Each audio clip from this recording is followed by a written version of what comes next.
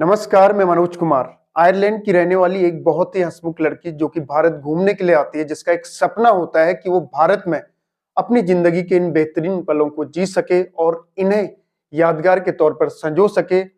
लेकिन उसने ये कभी नहीं सोचा था कि उसकी जिंदगी के ये पल आखिरी होंगे, क्योंकि वो लड़की जिंदा भारत आ तो जाती है, लेकिन यहां से जाती है उसकी डेड बॉडी। दरअसल बात 2017 की है। आयरलैंड की रहने वाली इस लड़की का नाम होता है डैनियल मैक्लॉक्लिन। ये अपनी एक ब्रिटिश दोस्त के साथ ब्रिटिश पासपोर्ट पर ही भारत आती है।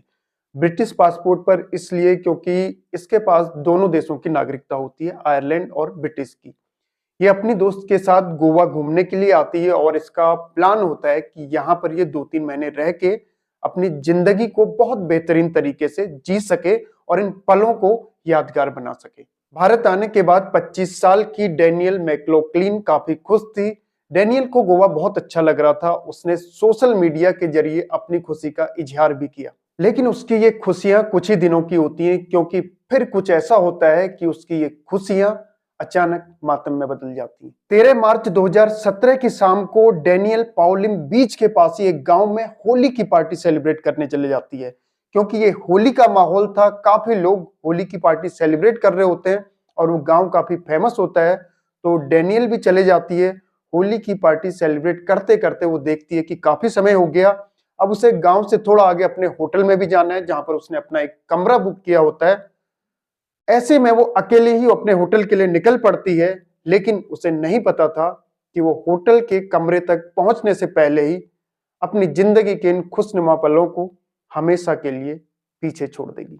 दरअसल होटल के कमरे में पहुंचने से पहले ही डैनियल मैक्लॉक्लिन का मर्डर हो जाता है और पुलिस के लिए अब एक बहुत बड़ी चुनौती थी कि आखिर डैनियल का हत्यारा कौन है।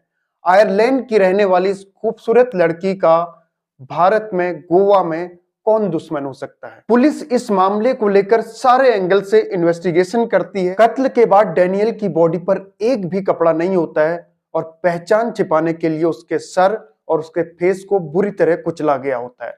पुलिस के लिए अब इस पूरे मामले को सुलझाना काफी मुश्किल भरा होता है। अब जब लाश का पोस्टमार्टम कराया जाता है तो पता चलता है कि डैनियल के साथ बलात्कार भी किया गया होता है। उसकी मौत गले में दबाव पड़ने के बाद ब्रेन हेमरेज की वजह से हुई होती है।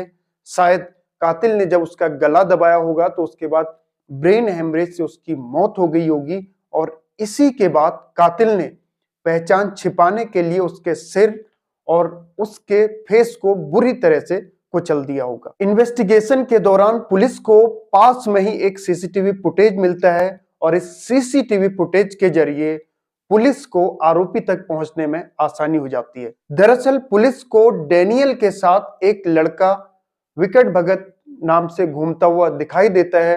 पड़ताल में पता चलता है कि विकट भगत नाम का एक लड़का एक हिस्ट्री सीटर था। उसका काफी लंबा चौड़ा एक क्रिमिनल रिकॉर्ड था और डैनियल मैक्लॉक्लिन इसके साथ दोस्ती बहकावे में आकर कर लेती है। दरअसल डैनियल को नहीं पता था कि ये लड़का एक क्रिमिनल है, एक हिस्ट्री सीटर है। डैनियल उसके साथ दोस्ती कर लेती है और डैनियल को नहीं पता था कि उसको इस दोस्ती की कीमत अपनी जान देकर चुकानी पड़ेगी। विकट भगत जो कि एक क्रिमिनल था, जब उसके घर की जांच पड़ताल की जाती है तो उसके घर से काफी सारे एविडेंस कलेक्ट हो जाते हैं। दरअसल उसके घर से वो कपड़े मिलते हैं जिन कपड़ों के साथ उसने डैनियल का मर्डर किया होता है। खून से लथपथ इन कपड़ों के साथ साथ पुलिस को विकट भगत के घर से एक स्कूटी भी मिलती है जिस पर खून के धब्बे भी होते हैं। हालांकि बाद में पुलिस कस्टडी में ये जो विकट भगत होता है ये अपने गुनाह कबूल कर लेता है और सारी बातें बता देता है कि किस किस तरीके से इसने जो है डैनियल का गला घोटा होता है और पहचान छिपाने के लिए उसके फेस को और उसके सर को ये बुरी तरह कुचल देता है। हालांकि ये घटना 2017 की है, लेकिन इस घटना में 8 साल बाद यानी 2025 में अब जाकर गोवा अदालत के द्वारा एक अंतिम फैसला सुनाया जाना है। डैनियल के अगर घर वालों की माने तो डैनियल के घर वालों का कहना है कि डैनियल बहुत ही खुशमिजाज लड़की थी, बहुत हंसमुख लड़की थी। उसे जिंदगी से किसी तरह की कोई शिकायत नहीं थी। यहाँ तक कि वो एक यूनिवर्सिटी की स्टूडेंट भी थी, अपनी जिंदगी को बहुत ही बेहतरीन तरीके से एंजॉय कर रही थी।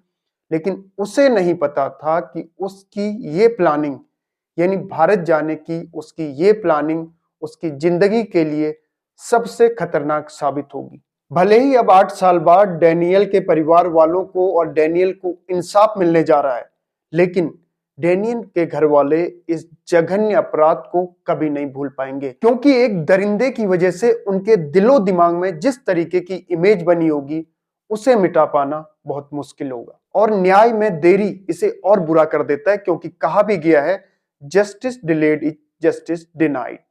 तो आज के लिए फिलहाल इतना ही, आगे फिर होगी मुलाकात किसी और नए मुद्दे के साथ। तब तक के लिए नमस्कार।